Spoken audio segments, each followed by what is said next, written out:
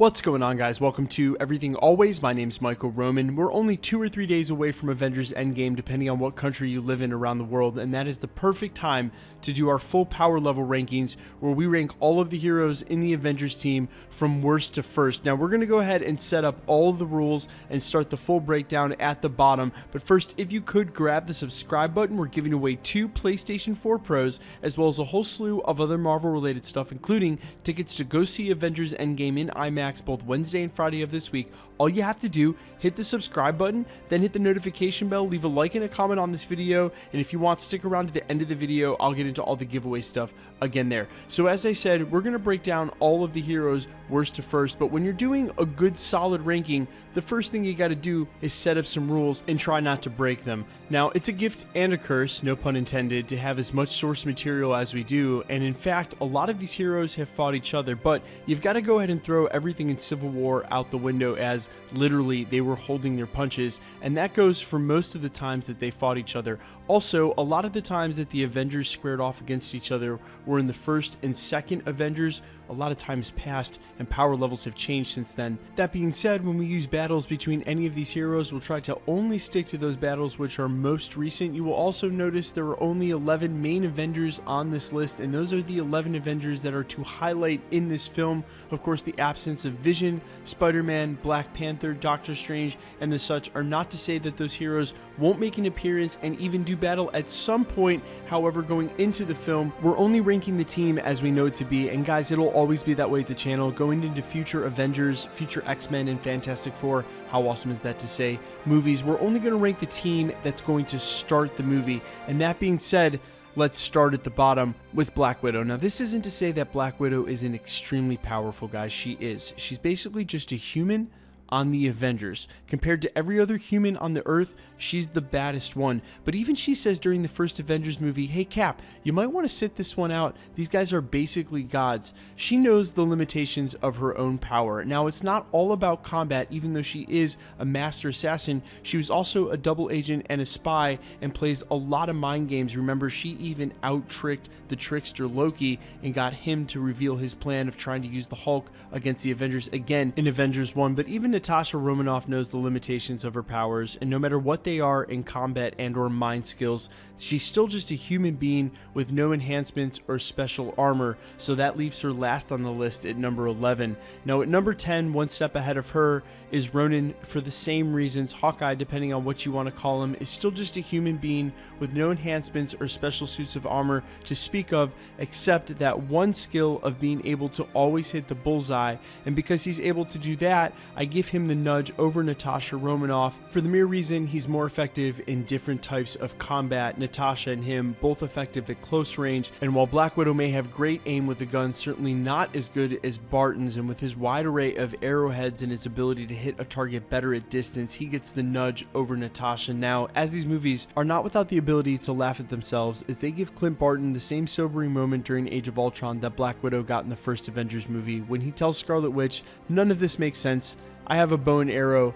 None of this makes sense. Again, he's just a human with no enhancement and or suit of armor, which leaves him at number 10. Now, number 9, speaking of suits of armor, is Ant-Man. Again, not that Ant-Man isn't super powerful, as Pym Tech is very powerful, and his knowledge of the quantum realm when he returns supposedly here in Avengers Endgame is going to be integral to them devising this entire plan to undo the snap. However, this technology is not his own, so this gives him a nudge against something like Black Widow in the type of battle he's able to pursue and what he's able to do with his suit, again being able to make himself super small. But it's important to note that his Giant Man form is neither sustainable nor that effective, and usually renders him completely useless after a short amount of use. That works against him, as does the fact that the suit is not his own, and without the suit, his combat skills would be completely limited. Now, Scott Lang is a smart guy. He was a master thief before he became Ant-Man, but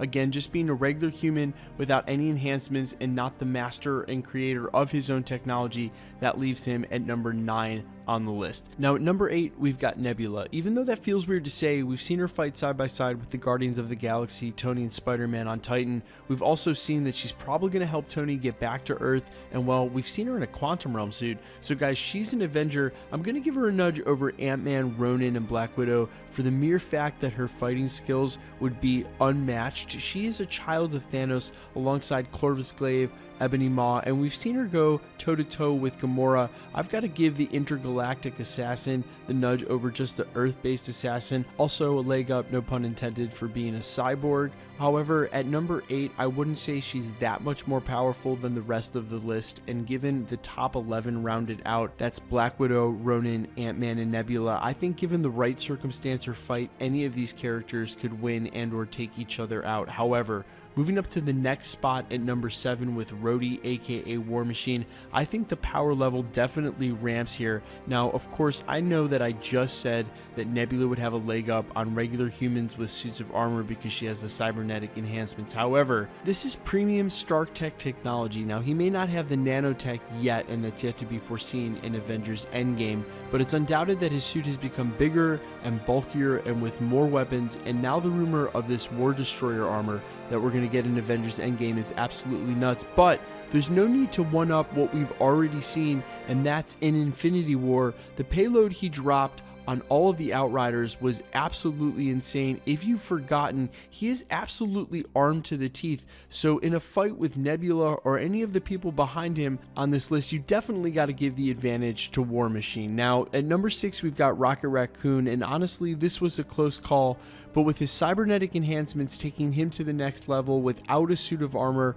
plus with his knowledge of all of the technology of the universe, while Rhodey is strictly Earth-based. Plus, in Guardians of the Galaxy 2, they go out of their way to show you that he's no novice to hand-to-hand combat, while he engages many hostiles at once. Also in Guardians of the Galaxy 1, when he's able to fashion some sort of weapon just out of the debris that he finds and the technology around him, this shows that his enhancements have taken his brain to the next level too. His combat skills, strength, and durability are all excellent, and his ability to fashion weapons, and even in a pinch, are top-notch.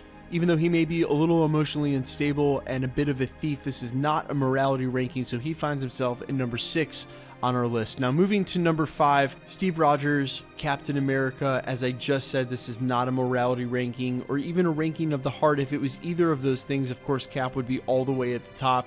The super serum made him impossibly strong, and he's done some legendary things on camera, including hold back Thanos' gauntlet with a ton of Infinity Stones already in it, and with a little bit of help from Winter Soldier, was even able to defeat Iron Man. But like that fight, Captain America is pretty limited to close quarter combat. Now, he's a great mind and a great leader, and that's sort of tangibly unquantifiable towards what it can mean in the war sense, but in the battle sense, he's got to be close range, and because of that, it leaves him at number 5 on the list. I still gave him a nudge over something like War Machine or Rocket, where they could drop a huge payload or a weapon on him, because, well, it's Captain America and he'd figure out a way not to die, but still, it leaves him at the bottom of this list as we start to reach into some of the higher power levels that can hang on a cosmic scale. Now at number 4, and before we hit said cosmic levels of power, we've got Tony Stark and or Iron Man, and he's really the top of this next portion of the list, right? You've got Rhodey at number 7, Rocket at number 6, Captain America at number 5,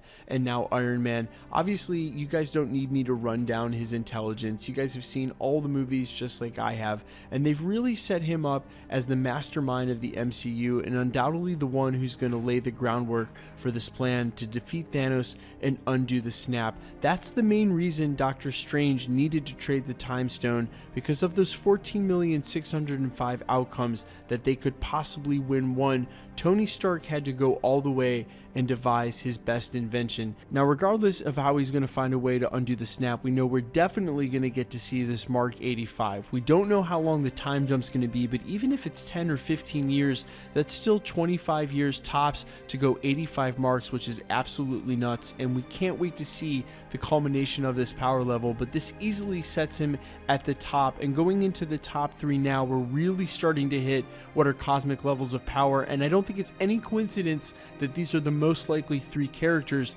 that we're going to see going into phase 4. So at number 3, we've got the Hulk. Now, I know this is a little bit tricky because one of the rules I set was to only stick with what we've seen on scene in the cinematic universe and not attribute these strength levels to what we know of the comic books, but Hulk is super powerful, and I don't care what happened in Infinity War. I think there's a huge payoff waiting for us here in Avengers Endgame. I think we're going to get to see some really crazy Hulk action, and I don't want to go ahead and depower him simply because part of his arc was to work it out with Dr. Banner. Now, I also had a problem putting him behind number 2, which is Captain Marvel. Not because I have a problem with Captain Marvel or her power set, it's pretty insane, but if you know anything about the comics, again, I'm breaking my rules here, she doesn't keep those binary powers forever. She actually loses them and becomes quite depowered, and if that should happen anytime in the future, then she's going to fall steadily way behind the Hulk. But should her phase 4 story arc and thusly her trials and tribulations not involve her being depowered, then she's easily the second most powerful Avenger, and especially going into Avengers Endgame, where that will not have happened yet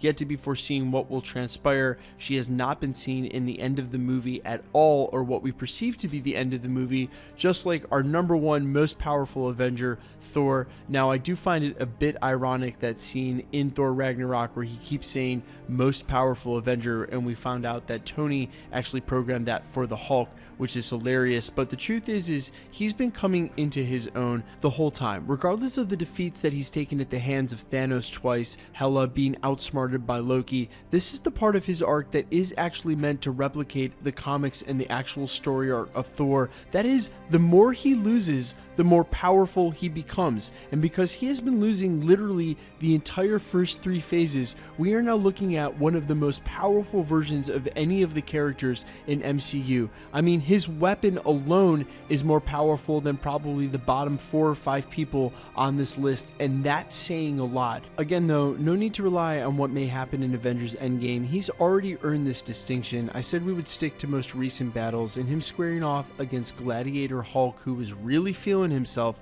in the end of Ragnarok. He definitely took a beating, but was able to give it to Hulk as well. And against Captain Marvel, well, I would take Thor all day. As Black Widow said, he's basically a god. Now, while he's not completely immortal, he can die. He will live for thousands and thousands of years, long into the future of the MCU. Lucky for Chris Hemsworth, he gets to keep signing extensions. And I think whatever role he plays in Avengers Endgame, we're going to get to see some of his craziest power levels. Remember, guys, they gave him foresight and vision back in the Age of Ultron before he was really even peaking. And that's one of his highest levels of power. Now, let me know what you think in the comments. If I got any of these top 10 characters wrong, I'm totally down.